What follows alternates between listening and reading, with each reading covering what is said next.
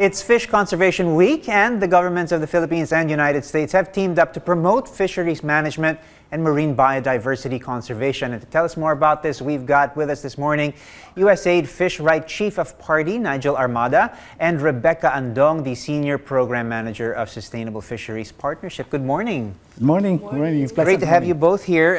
Let's start off with this. USAID Fish Right. What exactly is it? Let's educate everybody on what this is all about. Thank you very much.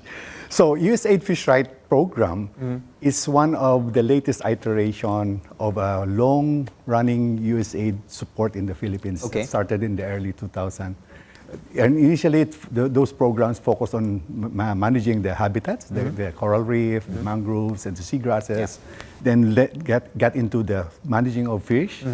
And lately, we really look at the entirety, including livelihood for our fishers. Okay, Ms. Becky, let's talk about that. What is the focus for this year, and really what do you hope to accomplish in the short term?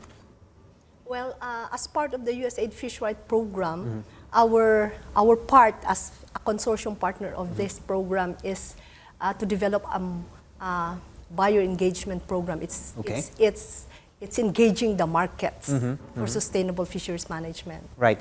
We're talking about learning hubs for fishing communities to learn about the best practices and innovations in fisheries management. What exactly do you guys do to connect with these people? I mean, it's one thing to know about what needs to be done. It's another thing to actually pass that information on and see it in practice, particularly with people who may not have such a big picture view of what's going on in terms of conservation. Yes, from the very, very many initiatives of previous programs, including Fish Right, we put focus on communities or interventions that are really meant for, expanding, meant for replication.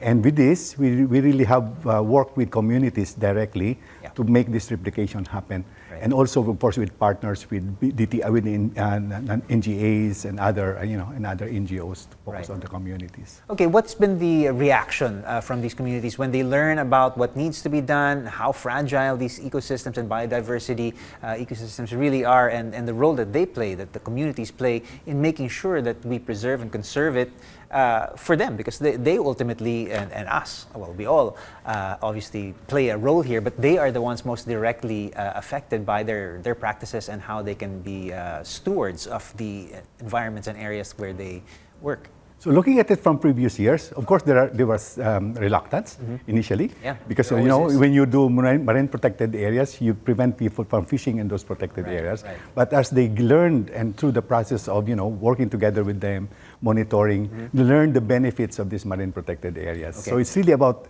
changing from reluctance to cooperation. Right. What was the what was the tipping point when they actually see short term? You really just feel. Pinipigilan kayo.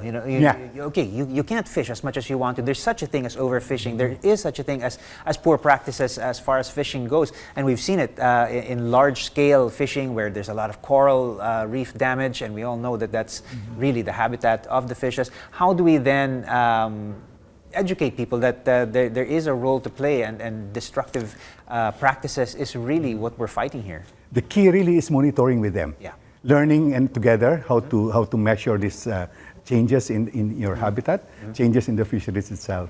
So having seen these changes really is the best, is the best experience for people to cooperate. Right, Ms. Becky, earlier we saw fishermen talking about how they have actually observed the destruction of many of these coral reefs, and sadly it does lead to a drop in what they can actually catch.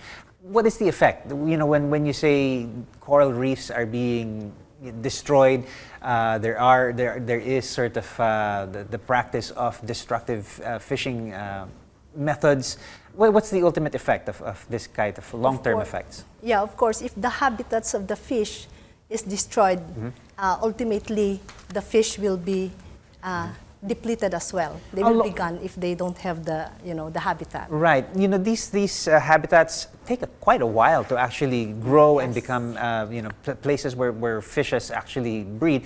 How long does it take for an area to recover? When you see an area that's been sort of ravaged by poor practices, how long does it take to actually rehabilitate an area and get it back to the way it used to be? Decades. Decades. Yeah, when you talk about corals, which are very slow-growing organisms, it really takes decades for them to recover. We're actually seeing, the condition of some of these coral reefs from destructive fishing practices. You can see how sort of dull, lifeless, and just basically flattened many of these areas are. And like you said, it's staggering to realize that it's going to take decades, years and years and years for these areas to recover. There's only so much we can do, really, as far as rehabilitating these areas. We need to protect these areas in the first place. Okay, it is Fish Conservation Week. Why is that important? Obviously, that we focus on that and put the spotlight on that. It's not just fishing communities, obviously, but everyday Filipinos, you and me, that really need to understand marine biodiversity conservation and why that's so important to our everyday lives. Yeah, the Fish Conservation Week is actually part of the Maritime and Archipelagic Awareness Month. Right. And it is very important for everyone because it spotlights on how it promotes protection and conservation of the fisheries resources, and we are all affected if we do not do that. A lot of people might say, I'm not a fisherman, I don't live near the coast, how is this going to be a problem for me? Trust me, we're all going to be affected, aren't we? Your food at the table, your food security. Yeah. So food security is about how you obtain this food. Sure. Yeah. If you obtain it very, very badly, destroying the habitat, ultimately your food security will be affected. And that's a chain reaction of different things that it affects the whole country, it affects the whole world, and it's a chain of events that really sort of affect the economy, how we all continue to live. Basically, if you think that your actions don't have a bearing on this, it's time to wake up and open your eyes and see just how important it is that we focus on marine conservation. What are some of the other initiatives as we close this discussion? USAID Fish Right, I'm sure, has other activities lined up. What are some of those things? Yeah, some of our initiatives really is about right sizing of fishing effort. That means we have to fish at the level where we should be properly fishing, not beyond.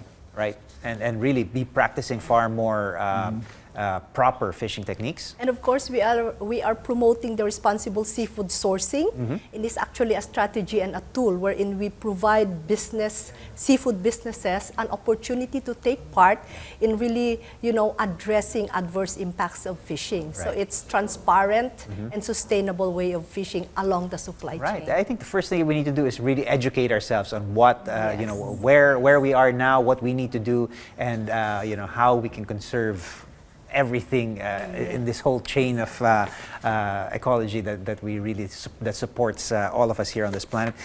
Ms. Becky and Nygiel, thank you so much for joining us here on New Day. Real pleasure. Thank you for having us. Thank you very much, Paolo.